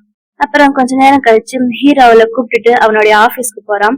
உன்னோட ஆபீஸ் எவ்வளவு பெருசா இருக்குல்ல அப்படின்னு அவ ஹாப்பியா பாத்துட்டு, நானும் அவன் கூட ஆபீஸ்க்குள்ள வரவா, ஆனா உள்ள வந்து நான் உன்னுடைய பர்சனல் அசிஸ்டன்ட் சொல்லி கூட்டிட்டு போ, அப்பதான் அவன் கூட சேர்ந்து வேலை செய்ய முடியும் அப்படின்னு சொல்ல, ஏன் நீ என்னோட ஒய்ஃபா உள்ள வரலையா அப்படின்னு கேட்க, இல்ல திடீர்னு நான் உன்னோட ஒய்ஃப்னு சொன்னா எல்லாருக்கும் டவுட்டா இருக்கும்ல, சோ என்ன பர்சனல் அசிஸ்டன்ட்னு சொல்லியே உள்ள கூட்டிட்டு போ அப்படின்னு சொல்றான். அப்புறம் ரெண்டு பேரும் உள்ள போறாங்க. அவனை பார்த்ததுமே எல்லாருமே அவனுக்கு விஷ் பண்றாங்க. இதெல்லாம் பார்க்க ஜியாக்கு ரொம்ப ஹாப்பியா இருக்குது. அப்புறம் கொஞ்ச நேரத்துல ஜியா அவளுடைய ரூம்ல இருந்து ஹீரோ கிட்ட சொல்லி ஃபைல் எல்லாம் கொண்டு வர சொல்றா. ஏன்னா அவதானே இப்ப பர்சனல் அசிஸ்டன்ட், அந்த ஃபைல் எல்லாம் பாக்குறதுக்கு. ஹீரோ ரொம்ப ஹாப்பியா அந்த ஃபைல் எல்லாம் கொண்டு வந்து கொடுக்க, நான் நல்லா வேலை செஞ்சேனா அப்படின்னு கேக்குறான். நீ ரொம்ப நல்லா வேலை செஞ்ச, உனக்கு கண்டிப்பா ரிவார்டு கொடுக்கணும் அப்படின்னு அவ சொல்ல, உடனே அவன் ட்ரெஸ் கட்ட ஆரம்பிச்சிடுறான். என்ன பண்ற நீ அப்படின்னு அவ பயந்துகிட்டு கேட்க, நீ தானே சொன்ன நான் நல்லா வேலை செஞ்சா எனக்கு ரிவார்டு கொடுக்கணும்னு, சோ எனக்கு ரிவார்டு கொடு அப்படின்னு கேக்குறான். ஐயோ என்ன பண்ற, இது ஆபீஸ், யாராச்சும் வந்துட போறாங்க அப்படின்னு சொல்ல, ஆனா அவன் கேக்குற மாதிரி இல்ல, எனக்கு ரிவார்ட் நீ இப்ப கொடுக்கணும் அப்படின்ட்டு பக்கத்துல வரான். அப்ப அவங்க ரெண்டு பேருடைய சின்ன பிளாஷ்பேக் அவங்களுக்கு ஞாபகம் வருது. இந்த பிளாஷ்பேக்ல ஜியாக்கு வந்து ஃபர்ஸ்ட் ரைட்டர் ஆகணும்னு ஆசையா இருந்திருக்கும். அததான் அவ சொல்லியிருப்பான். அதுக்கு அவனும், நான் பெரிய பணக்காரன் ஆயிட்டா கண்டிப்பா என்னால முடிஞ்ச அளவு உனக்கு ஹெல்ப் பண்றேன் அப்படின்னு சொல்லியிருப்பான். அந்த பிளாஷ்பேக் முடிஞ்சதுமே இப்ப ஹீரோ அதான் சொல்றான், நீ ஃபர்ஸ்ட் ரைட்டர் ஆகணும்னு ஆசைப்பட்டல, நீ ஆசைப்பட்டது இப்ப பண்ணு, நான் உனக்கு ஹெல்ப் பண்றேன் அப்படின்னு சொல்ல, அவங்க ரெண்டு பேரும் அப்படி க்ளோஸா இருக்கும்போது அப்ப லின் உள்ள வந்துடுறான். லின் அவங்க ரெண்டு பேரும் இப்படி பார்த்ததுமே ரொம்ப ஷாக் ஆயிடுறான். ஆனா ஹீரோ ரொம்ப உடனே கோவமா, கொஞ்சம் கூட உனக்கு அறிவு இல்ல, உள்ள வரும்போது கதவை தட்டிட்டு வரணும் உனக்கு தெரியாதா அப்படின்னு திட்டிக்கிட்டே அவன் ஷர்ட் பட்டனை போட்டுட்டு இருக்கான். அப்ப லின்னுக்கு ஒண்ணுமே புரியல. இல்ல சார், நேத்து நீங்க காணாம போயிட்டீங்களா, உங்களுக்கு என்ன ஆச்சோ, ஏதாச்சும் அடிபட்டிருக்கும்னு பாக்கதான் வந்த அப்படின்னு அவன் கைய பிடிச்சிட்டு சொல்ல, அவன் பட்டுன்னு கைய தட்டி விட்டுடுறான். சார் உங்களுக்கு முக்கியமான மீட்டிங் இருக்குல்ல, அதான் கூட்டிட்டு போலான்னு வந்தேன் அப்படின்னு அவ சொல்ல, சரி அந்த மீட்டிங்க்கு என் கூட ஜியாவும் வருவா அப்படின்னு சொல்ல, இவ வந்து என்ன சார் பண்ண போறா அப்படின்னு லில்லி கேட்க, அதெல்லாம் உனக்கு தேவையில்லை, அவளும் தான் என் கூட வருவா, ரெடி பண்ணு அப்படின்னு சொல்லிடுறான். அப்புறம் அந்த முக்கியமான மீட்டிங்க்கு இவங்க போறாங்க மூணு பேருமே. இந்த மீட்டிங்ல உட்கார்ந்து இருக்கவனை பார்த்ததுமே ஷானுக்கு கடுப்பாகுது. ஏன்னா அவன் வேற யாரும் கிடையாது, ஷானுடைய ஸ்டெப் பிரதர் தான். அதாவது ஷானுடைய அப்பா சின்ன வயசுல விட்டுட்டு போயிட்டாருல, அவனுடைய செகண்ட் ஒய்ஃபோடைய பையன் போல அவன். அவன் கூட தான் பிசினஸ் மீட்டிங் அப்படின்னு தெரிஞ்சதுமே ஷானுக்கு செம கடுப்பாகுது. அப்ப அந்த தம்பி இருக்கான்ல, அவன் ஷானை பார்த்து உன்னுடைய தம்பிக்கு ஒரு ட்ரிங்க் கூட ஆஃபர் பண்ண மாட்டியா அப்படின்னு ரொம்ப கேவலமா அவனை பத்தி பேசிக்கிட்டு இருக்கான். ஆனா லின் அதெல்லாம் கேட்டுட்டு சும்மாதான் இருக்கான். ஏன்னா அவங்களுக்கு பிசினஸ் டீல் வேணும் அப்படின்றதுக்காக. ஆனா இதெல்லாம் கேட்டுட்டு ஜியாவால சும்மா இருக்க முடியல. ஜியா உடனே எந்திரிச்சு உனக்கு என்ன இப்ப ட்ரிங்க் ஆஃபர் பண்ணணும் அவ்வளவுதானா அப்படின்னுட்டு ட்ரிங்க் எடுத்து அவன் மூஞ்சிலேயே வீசிடுறான். உடனே லின்னு என்ன பண்ற நீ அப்படின்னு ஜியாவை திட்ட, நீ என்ன பண்ணிட்டு இருக்க, கொஞ்சம் கூட அவன் மரியாதை இல்லாம ஷான பேசிட்டு இருக்கா, நீ சும்மா கேட்டுட்டு இருக்க, நீதான் அவனோட செக்ரட்டரி, இதை நீதான் பண்ணிருக்கணும் அப்படின்னு சொல்ல அந்த ஷானோட ஸ்டெப் பிரதர் ரொம்ப கோவமா அங்க இருந்து போயிடுறான். ஜியா அவன் மேல ட்ரிங்க் ஊத்துனது ஷானுக்கு ரொம்பவே பிடிச்சிருக்குது. அவன் ரொம்ப சந்தோஷப்படுறான். பரவாயில்ல, நம்ம ஒய்ஃப் நமக்காக சப்போர்ட் பண்றான்னு. முக்கியமான விஷயம் என்னன்னா, அந்த ஸ்டெப் பிரதர் இருக்கான்ல, அவன் கோவமா ஜியாவை அடிக்க வேற வருவான். அப்ப ஷான் நடுவுல வந்து கோவமா அவனோட கையை தட்டி விட்டுடுவான். அதுக்கப்புறம் தான் அந்த ஸ்டெப் பிரதர் அங்க இருந்து கோச்சிட்டு போயிடுறான். அப்புறம் லின் வெளியில வந்து ஜியாவை திட்டுறான், உனக்கு கொஞ்சம் கூட அறிவு இல்லையா, எவ்வளவு பெரிய பிசினஸ் டீல் ஒன்னால போயிடுச்சு பாரு அப்படின்னு திட்டிக்கிட்டு இருக்கேன். அப்ப ஷான் அங்க கார் எடுத்துட்டு வரான். வந்து கார்ல ஏறு அப்படின்னு ஜியாவை கூப்பிடும். ஜியா ஹாப்பியா போய் கார்ல உட்காந்துட்டு அவளை பார்த்து பழிச்சு காமிச்சிட்டு அங்க இருந்து போறான். லின்னு கடுப்பா இருக்குது, உன்னை என்ன பண்றான் பாரு அப்படின்னு மனசுக்குள்ள சொல்லிக்கிறான். அப்புறம் ஷான் வீட்டுக்கு வந்து ட்ரிங்க் பண்ணிக்கிட்டு இருக்கான். அப்ப ஜியா அவன் பக்கத்துல வந்து, டாக்டர் சொல்லியிருக்காருல, நீ இன்னும் உடம்பு உனக்கு ஃபுல்லா சரியாகல, இந்த நேரத்துல இந்த மாதிரி ட்ரிங்க் எல்லாம் பண்ணக்கூடாது அப்படின்னு சொல்ல அவ சொல்ற பேச்ச ஷானும் கேட்டுக்கிறான். அவன் என்ன சொல்றான், இன்னைக்கு நீ என்னோட ஸ்டெப் பிரதர் மேல ட்ரிங்க் ஊத்துனது எனக்கு ரொம்பவே சந்தோஷமா இருந்துச்சு. இருந்தாலும் அந்த ஃபூ ஃபேமிலி என்னால மறக்கவே முடியல. ஃபூ ஃபேமிலின்றது இவனுடைய ஸ்டெப் பிரதரோட ஃபேமிலி தான், அதாவது இவனோட அப்பாவோட ஃபேமிலி தான். அவங்க இது வரைக்கும் என்ன எந்த அளவுக்கு டிஸ்ரெஸ்பெக்ட் பண்ணிருக்காங்க தெரியுமா, எனக்கு கொஞ்சம் கூட மரியாதை கொடுத்ததே இல்ல, நீ இன்னைக்கு பண்ணது எனக்கு ரொம்ப சந்தோஷமா தான் இருக்குது அப்படின்னு ஷான் சொல்லிட்டு இருக்கான். ஷான் அவனுடைய பழைய வாழ்க்கையை பத்தி ரொம்ப ஃபீலிங்கா சொல்லிட்டு இருக்கான். எங்க அம்மா இறந்ததே என் அப்பா வளர்த்தான், எங்க அம்மா இறந்ததுக்கு அப்புறம் எனக்கு இந்த உலகத்துல யாருமே இல்ல அப்படின்னு சொல்ல, நீ என்ன யாருமே இல்லைன்னு சொல்ற, நான் தான் உனக்காக இருக்கல அப்படின்னு ஜியா சொல்றான். அப்ப உடனே ஹீரோ ஹாப்பியா பக்கத்துல வந்து அவளை கிஸ் பண்றான். அப்ப லின்னு அடுத்த நாள் ஆபீஸ்ல அவளுக்காக ஏதோ ரெடி பண்ணி வச்சிருக்கான். ஜியா வந்ததுமே அங்க இருக்கிற எல்லாருமே சேர்ந்து அவளை செம்மையா திட்டுறாங்க. உனக்கு கொஞ்சமாச்சு அறிவு இருக்காம், எவ்வளவு பெரிய பிசினஸ் டீல் நீ இப்படி கெடுத்து விட்டுட்டியும், உன்னால நம்ம கம்பெனிக்கு எவ்வளவு நஷ்டம் தெரியுமா, $1 பில்லியன் அவ்வளவு நஷ்டமா இருக்கு அப்படின்னு சொல்ல ஜியாவுக்கும் இது கொஞ்சம் தப்பாதான் தோணுது. இப்ப என்ன பண்றது, நீங்க எல்லாம் ஒண்ணும் கவலைப்படாதீங்க, நான் கண்டிப்பா ஏதாச்சும் பண்றேன் அப்படின்னு சொல்ல, கண்டிப்பா நீ பண்ணுவியா, உனக்கு என்ன பண்ண தெரியும், உங்ககிட்ட ஒரு காலேஜ் டிகிரி கூட கிடையாது, நீ என்ன பண்ணுவ அப்படின்னு சொல்ல ஜியாவுக்கு இப்ப என்ன பண்றதுன்னு தெரியல. உடனே உள்ள போய் அவளுக்கு தெரிஞ்ச ஃபைல்ஸ் எல்லாம் எடுத்து பாத்துக்கிட்டு இருக்கா. அப்ப ஷான் அங்க வரான். இவ இப்படி கஷ்டப்படுறத பாத்துட்டு என்ன ஆச்சு அப்படின்னு கேக்குறான். உனக்கு நான் ஏதாச்சும் ஹெல்ப் பண்ணவா அப்படின்னு ஷான் கேட்க, இல்ல அதெல்லாம் வேண்டாம், இது வந்து நான் கொடுத்துட்டு வந்த சபதம், இத நானே தான் வின் பண்ணுவேன் அப்படின்னு சொல்ல அவனும் சரின்னுடுறான். அப்புறம் உங்க கம்பெனியோட இந்த விஆர் கிளாஸ் இருக்குல்ல, இத பத்தி எனக்கு சொல்ல அப்படின்னு கேட்க ஷானும் அத பத்தி எல்லாமே இவகிட்ட சொல்றான். அப்ப இவளுக்கு ஒரு ஐடியா வருது, லைவ் ஸ்ட்ரீமிங் பண்ணுவாங்கல்ல, அதான் சோசியல் மீடியா இன்ஃபுளுசர், அவங்கள வச்சு நம்ம ஏதாச்சும் மார்க்கெட்டிங் பண்ணலாம் அப்படின்னு அவளுக்கு ஐடியா வருது. அந்த ஐடியா எல்லாருக்கிட்டையும் சொல்ல, ஆனா அவங்க எல்லாம் அதை கேட்டுட்டு சிரிக்கிறாங்க. இதுல எப்படி நமக்கு $1 பில்லியன் வரும் அப்படின்னு பேசிக்கிட்டு இருக்க. அப்ப இவங்களுடைய விஆர் கிளாஸ ஒரு சோசியல் மீடியா இன்ஃபுளுசர் ஒருத்தர் வாங்கியிருப்பான். வாங்கினது மட்டும் இல்லாம உடனே அதை வச்சு லைவ் ஸ்ட்ரீமிங் பண்ணிக்கிட்டே உங்களோட ஆபீஸ்க்குள்ள வந்துருவான். யாரு நீ எங்க ஆபீஸ்க்குள்ள வர அப்படின்னு லின்னு கேட்க, உங்களோட விஆர் கிளாஸ் நான் வாங்கி இருந்தேன், அதுக்காகத்தான் அது நல்லா இருக்கான்னு பார்த்து என்னுடைய ஆடியன்ஸ்க்கு எல்லாம் நான் சொல்லணும் அப்படின்னு சொல்ல உடனே அது ஜியாக்கு ஒரு செம ஆப்பர்ச்சுனிட்டி ஆயிடுது. வாங்க வாங்க உள்ள வாங்க அப்படின்னு கூட்டிட்டு போய் அந்த விஆர் கிளாஸ் அவங்க கிட்ட கொடுக்குறா. உடனே அந்த விஆர் கிளாஸ போட்டு பார்க்கும்போது செத்து போன அவனுடைய அம்மா அவனுக்கு முன்னாடி அப்படியே உயிரோட வந்திருக்கிற மாதிரி தெரியும். அவன் ரொம்ப எமோஷனல் ஆயிடுறான். அவன் அழுதுகிட்டே அவனோட ஆடியன்ஸ் எல்லாருக்கிட்டையுமே இந்த கிளாஸ் உண்மையாலுமே ரொம்ப நல்லா இருக்குது, உண்மையாலுமே இறந்தவங்க கண்ணுக்கு முன்னாடி வந்த மாதிரி இருக்கு அப்படின்னு சொல்ல அந்த சோசியல் மீடியா இன்ஃபுளுசருக்கு நிறைய ஃபாலோவர்ஸ் இருப்பாங்க போல. அவங்க எல்லாருமே உடனே அந்த விஆர் கிளாஸ் ஆர்டர் பண்ணிடுறாங்க. அதுல இவங்களுக்கு செம்ம லாபம் வந்துடுது. அப்ப அந்த இன்ஃபுளுசர் கூடவே நம்ம ஷானைய வச்சு லைவ் ஸ்ட்ரீமிங் பண்றான். அப்ப அந்த கிளாஸ பத்தி பேச சொல்றாங்க. அவன் சொல்றான், என்னோட ஒய்ஃப் இறந்து போயிட்டால, அவளுக்காகத்தான் அந்த விஆர் கிளாஸ் பண்ணேன், அவளை என் பக்கத்துல பாக்கணும் அப்படின்றதுக்காக அப்படின்னு சொல்ல எல்லாருமே ரொம்ப சந்தோஷப்படுறாங்க. முக்கியமா ஜியா ரொம்ப சந்தோஷப்படுறான். அப்படின்னா நமக்காகத்தான் இவ அதை பண்ணிருக்கான் போல அப்படின்னு. உடனே அந்த ஆபீஸ்ல வேலை செய்யற ஒருத்தவன் ஜியாவை பார்த்து, உனக்கு ஏதாச்சும் பாய் ஃப்ரெண்ட் இருக்காங்களா, இல்லன்னா நீ என் கூட டேட்டுக்கு வா அப்படின்னு கூப்பிட உடனே ஷான் பக்கத்துல வந்து அவளோட கைய பிடிச்சிட்டு, இல்ல அவ எனக்கு மட்டும்தான் அப்படின்ற மாதிரி உள்ள கூட்டிட்டு போய் அவளை கிஸ் பண்றதுக்கு பக்கத்துல போறான். நான் சொல்றோம், இப்ப நம்ம 2 பேரும் கல்யாணம் பண்ணிக்கணும் அப்படின்னு சொல்லும். நமக்கு தான் ஆல்ரெடி கல்யாணம் ஆயிடுச்சு, நம்ம எதுக்கு மறுபடியும் கல்யாணம் பண்ணிக்கணும் அப்படின்னு ஜியா கேட்க, அது ஃபர்ஸ்ட் உனக்கு கல்யாணம் ஆனது, ஆனா இப்பதான் நீ வேற ஒருத்தவங்களோட பாடியில இருக்கல. சோ இப்ப நம்ம 2 பேரும் லீகலா கல்யாணம் ஆனவங்க கிடையாது. நம்ம 2 பேரோட ரிலேஷன்ஷிப் இப்ப லீகல் ஆக்குறதுக்கு நம்ம 2 பேரும் கல்யாணம் பண்ணிக்கணும் அப்படின்னு சொல்ல, அப்ப லீன் அந்த வழியா வர அவங்க 2 பேர் பேசுறத அவளுக்கு கேட்டுடுது. என்னது இது, இவங்க 2 பேரும் கல்யாணம் பண்ணிக்க போறாங்களா, இத கண்டிப்பா நம்ம தடுக்கணும் அப்படின்னுட்டு உடனே அவ ஹானை போய் பாக்குறா. ஹான் கிட்ட, உன்னுடைய அக்கா இருந்த இடத்துக்கு இப்ப அவ இன்னொரு ஒரு பொண்ணை கொண்டு வர போறான், இன்னொரு ஒரு பொண்ணை கல்யாணம் பண்ணிக்க போறான் அப்படின்னு சொல்ல, உடனே ஹானுக்கு கோவம் வருது. என்னுடைய அக்கா இருந்த இடத்துல யாரும் வரக்கூடாது அப்படின்னு சொல்ல, அவங்க 2 பேருமே சேர்ந்து ஒரு பிளான் பண்றாங்க. அந்த பிளான்ல ஜியாவை கடத்திட்டு வந்துட்டு ஒரு சேர்ல வச்சு கட்டி வச்சிருக்காங்க. உடனே நம்ம ஷானோட செக்ரட்டரி கால் பண்ணி இந்த மாதிரி ஜியாவை அவங்க கடத்தி வச்சிருக்காங்க அப்படின்னு அவனோட இன்ஃபர்மேஷனும் கொடுக்குறாங்க. உடனே ஷான் கிட்ட அவன் போய் சொல்ல, அவங்க இங்க வரதுக்கு தான் ட்ரை பண்ணிட்டு இருக்காங்க போல. அப்பதான் ஹானு அவளுடைய ஃபேஸ பாக்குறான். அவளோட ஃபேஸ பார்த்ததுமே ஹானுக்கு என்ன பண்றதுன்னு தெரியல. ஏன்னா இவளுமே எனக்கு அக்கா மாதிரி தான், இவளை நான் எதுவும் பண்ண மாட்டேன் அப்படின்னு ஹான் சொல்ல, அந்த லின்னுக்கு என்ன பண்றதுன்னு தெரியல. என்னடா இவன் திடீர்னு இப்படி மாறிட்டானே அப்படின்னு சொல்ல, ஜியாவுக்கு செம்ம கடுப்பாகுது. ஜியா என்ன சொல்றான், அவன் ஹை ஸ்கூல் படிக்கிற ஒரு பையன், இன்னும் மேஜர் கூட ஆகல, இந்த மாதிரி ஒரு சின்ன பையனை போய் இவ்வளவு பெரிய கிரைம் பண்ண வச்சுட்டே, உன்னை என்ன பண்றேன் பாரு அப்படின்னு பலார்னு ஒரு அறை விட்டு அவளை சேர்ல உட்கார வச்சு அவ மூஞ்சி ஃபுல்லா லிப்ஸ்டிக்ல வரைஞ்சு வச்சிருக்கா. அத போட்டோ எடுத்துட்டு உன்னை என்ன பண்றேன் பாரு அப்படின்னு மிரட்டிக்கிட்டு இருக்கா. நேரத்துல அங்க அவளுடைய அம்மா அப்பாவும் ஷானும் வந்துடுறாங்க. அவளுடைய அம்மா அப்பா வந்ததுமே, என்னடா பண்ண நீ, உங்க அக்காவே இந்த மாதிரி கடத்திட்டு வந்திருக்கியா அப்படின்னு கேட்க, என்னுடைய அக்காவா, இவ என்னுடைய அக்காவா, அப்படின்னா இத்தனை நாள் நீங்க எங்கிட்ட இருந்து மறைச்சு வச்சிருந்தீங்களா அப்படின்னு சொல்ல, அப்படியெல்லாம் ஒண்ணும் கிடையாது, உன்னோட அக்கா ஜியா இருக்கல்ல அவதான் இவ அப்படின்னு சொல்ல, அது எப்படி அப்படின்னு அவன் நம்ப மாட்டான். அதுக்கப்புறம் அவளோட தம்பியை பத்தின ஒரு சீக்ரெட் அவ சொன்னதுக்கு அப்புறம் தான், ஆமா நீ உண்மையாலுமே என்னோட அக்கா தான் அப்படின்னு ஒத்துக்கிறான். உடனே ஹான்க்கு இன்னும் செம டென்ஷன் ஆயிடுது. என்னுடைய சொந்த அக்காவே என்னை விட்டு நீ கிட்னாப் பண்ண வச்சுட்டல அப்படின்னு செம கோமா லின்ன பார்த்து திட்டிக்கிட்டு இருக்கான். அப்ப ஷானும், ஆமா அவதான் என்னோட ஒய்ஃப், அவதான் என்னோட ஜியா அப்படின்னு ஒத்துக்கிறான். இதெல்லாம் அந்த லின்னால ஒத்துக்க முடியல.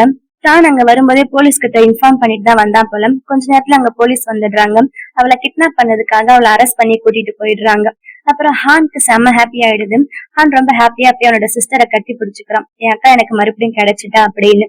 அப்புறம் ஜியா அவளுடைய நாவல் ரைட் பண்ணிட்டு இருந்தாலும் அந்த வேலையை மறுபடியும் கண்டினியூ பண்றான். அப்ப ஷான் அங்க வர, என்ன பண்ற அப்படின்னு கேக்குறான். நான் நாவல் தான் எழுதிக்கிட்டு இருக்கேன், ஆனா எனக்கு இன்ஸ்பிரேஷன் வேணும் அப்படின்னு சொல்லும். உடனே அவன் பக்கத்துல வர, 2 பேரும் ரொம்ப ஜாலியா இருக்காங்க, இதுதான் இன்ஸ்பிரேஷன் போல. அப்புறம் அடுத்த நாளும் ஷானை பாக்குறதுக்கு அவனுடைய அப்பா வந்திருக்காரு. அவங்க அப்பாவுக்கு இவளை பிடிக்கல போல, அதான் ஜியாவை பிடிக்கல போல. இதெல்லாம் உனக்கு சரிப்பட்டு வராது, விட்டுடு அப்படின்னுட்டு அவங்க அப்பாவுடைய கம்பெனிய ஷானையே பாத்துக்க சொல்றாரு. ஆனா ஷானுக்கு அதுல விருப்பம் கிடையாது. ஏன்னா சின்ன வயசுலயே அவனையும் அவனுடைய அம்மாவையும் தனியா விட்டுட்டு போனவர் தானே அவரு. சோ அதனால அவரோட சொத்தெல்லாம் எதுவும் வேணாம் அப்படின்னு ஷான் சொல்லிடுறான். நடந்ததுக்கு அப்புறம் ஷான் ரொம்பவே சோகமாயிடுறான். அவனை எப்படியோ சந்தோஷப்படுத்திட்டு அடுத்த நாளே அவங்க 2 பேரும் போய் கல்யாணம் பண்ணிக்கிறாங்க. கல்யாணம் முடிஞ்சு அவங்க 2 பேரும் ரிட்டர்ன் வந்துகிட்டு இருக்கும்போது வழியில ஷானுடைய ஸ்டெப் மதரை பாக்குறாங்க. அந்த ஸ்டெப் மதர் வேற யாரோ ஒரு ஆம்பளை கூட போயிட்டு இருக்காங்க. அதை பார்த்ததுமே, என்னது இது, அவங்களுக்கு வேற ஒரு அஃபேர் இருக்கு போலயே அப்படின்னு உங்களுக்கு டவுட் வர, அப்புறம் பார்த்தா அதுதான் உண்மைன்னு சொல்லி கன்ஃபார்ம் ஆயிடுது. அதான் ஷானுடைய அப்பாவுக்கு திடீர்னு ரொம்ப உடம்பு சரியில்லாம போயிடும். அவரை கொண்டு போய் ஹாஸ்பிட்டல் அட்மிட் பண்றாங்க. அப்பதான் ஷானுடைய அப்பாவுக்கு உண்மை தெரியுது. ஆக்சுவலா அவனோட ஸ்டெப் ஒய்ஃப் இத்தனை நாளா அவங்கள சீட் பண்ணிட்டு இருந்திருக்காங்க. அந்த ஸ்டெப் பிரதர் ஒருத்தர் இருக்கால, அவ உண்மையாலுமே அந்த ஷானோட ஸ்டெப் பிரதரே கிடையாது. அவங்க ஒரு அஃபேர் வச்சிருந்திருக்காங்கல்ல, அந்த ஸ்டெப் மதர், அவங்களுக்கு பிறந்த பையன் தான் அவன். சோ இவரோட சொத்து எதுவுமே அவங்களுக்கு சேராது அப்படின்னு ஆயிடுது. கடைசியில ஷானுடைய அப்பா மட்டும் அந்த ஹாஸ்பிட்டல்ல தனியா இருக்காரு. ஷானு அவனுடைய அப்பாவுடைய சொத்து எதுவுமே வாங்கிக்க மாட்டான். அதை விட்டுட்டு, எங்க அம்மாவை இவ்வளவு சின்ன வயசுல விட்டுட்டு போனீங்கல்ல, உங்களை நினைச்சு நினைச்சு டிப்ரெஸ் ஆகி அவங்க இறந்து போயிட்டாங்க, அதே மாதிரி இப்ப நீங்களும் தனியாவே இருங்க, நான் கண்டிப்பா உங்களை பார்க்க வரமாட்டேன் அப்படின்னுட்டு ஷான் வந்துடுறான். அப்புறம் ஜியா நாவல் எழுதிட்டு இருந்தாலும் அந்த நாவல் ரொம்ப ஃபேமஸ் ஆயிடுது. அவளுக்கு நிறைய ஃபேன்ஸ் வந்துடுறாங்க. ஃபேன்ஸ் எல்லாம் அவளை பாக்குறதுக்கு வந்திருக்காங்க. ஒரு சின்ன ஃபேன் மீட்டிங் நடந்துகிட்டு இருக்கு. எல்லாரையும் மீட் பண்ணி எல்லாருக்கும் ஆட்டோகிராஃப் கொடுத்துக்கிட்டு இருக்க. அந்த லின் இருக்கால, போலீஸ் ஸ்டேஷன்ல இருந்து ரிலீஸ் ஆயிட்டா போல, அவ அங்க வந்திருக்கான். வேணுமுன்னே ஜியாவோட பேரை கெடுக்கிறதுக்காக யாரோ ஒரு லேடிக்கு காசு கொடுத்து நடிக்க கூப்பிட்டு வந்திருக்கான். அந்த லேடிய ஜியாவுடைய அம்மான்னு சொல்லி நடிக்க வச்சுட்டு அந்த லேடிக்கு படிக்க தெரியல, எதுவுமே தெரியல. சோ அவங்களோட பொண்ணான ஜியாவுக்கும் படிக்க எழுத தெரியாது. அவ கண்டிப்பா அந்த நாவல் எழுதியிருக்க மாட்டான். அவ ஏமாத்துறா அப்படின்னு சொல்லி ஜியாவுக்கு கெட்ட பேர் கொண்டு வர்றதுக்கு அவ ட்ரை பண்றான். ஆனா உடனே ஷான் அங்க ஜியாவுக்கு சப்போர்ட் பண்றான். என்னோட ஒய்ஃப் நீ ரொம்ப டேலண்ட், நீ நல்லா நாவல் பண்ணிருக்க அப்படின்னு சொல்ல ஜியாவோட ஃபேன்ஸ் எல்லாருமே ஷான் சொல்றதா நம்புறாங்க. ஏன்னா அவங்க எல்லாருமே ஜியாவுக்கு ரொம்ப பெரிய ஃபேன்ஸ் ஆயிட்டு இருக்காங்க. கண்டிப்பா நாங்க உங்களதான் நம்புவோம் அப்படின்னு எல்லாருமே ஜியாவுக்கு சப்போர்ட் பண்றாங்க. அப்புறம் கடைசியில ஜியாவும் ஷானும் ஜியாவோட பேரண்ட்ஸ் வீட்டுக்கு போயிருக்காங்க. எல்லாருமே ஒன்னா உட்காந்து லஞ்ச் சாப்பிட்டுட்டு இருக்காங்க. இதோட இவங்களோட ஸ்டோரி ஒரு ஹாப்பி எண்டிங்ல முடியுது. இந்த சீரிஸ் உங்க எல்லாருக்கும் ரொம்ப பிடிச்சிருக்குன்னு நினைக்கிறேன். இது ஒரு ஷார்ட் சீரிஸ், எல்லா எபிசோடையும் ஒன்னா சேர்த்து இதுல நான் கொடுத்துருக்கேன். உங்க எல்லாரும் கண்டிப்பா இந்த சீரிஸ் பிடிச்சிருக்குன்னு நினைக்கிறேன். அப்படி பிடிச்சிருந்தா இந்த வீடியோ லைக் பண்ணுங்க. லைக் பண்ணதுமே உங்களுக்கு ஹைப் ஆப்ஷன் காட்டும். மறக்காம ஹைப் பண்ணுங்க. ஹைப் பண்றது ஃப்ரீ தான், அதுக்கு ஒன்றும் காசெல்லாம் கிடையாது. நீங்க ஹைப் பண்றதால என்னுடைய வீடியோ நிறைய பேருக்கு ரீச் ஆகும். கஷ்டப்பட்டு ரெக்கார்ட் பண்ணி எடிட் பண்ணி அப்லோட் பண்ற எனக்கு அது ஒரு நல்ல அப்ரிஷியேட் பண்ற மாதிரி இருக்கும். சோ மறக்காம ஹைப் பண்ணுங்க. உங்களோட கமெண்ட்ஸ் ஏதாச்சும் இருந்தா கமெண்ட் பண்ணுங்க. இதே மாதிரி நிறைய சீரிஸ் பார்க்க நம்ம சேனலை மறக்காம சப்ஸ்கிரைப் பண்ணுங்க. Love you babes. பை.